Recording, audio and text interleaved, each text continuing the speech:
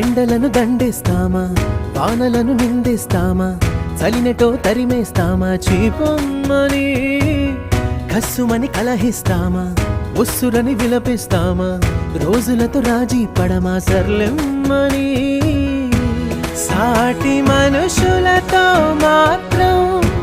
సాగనని ఎందుకు పంతం, పూటకొక పేచి పడుతూ ఏం సాధిస్తామంటే ఏం చెబుతాం, ఎక్కిళ్ళే పెట్టి ఏడుస్తుంటే కష్టం పోతుందా కదా,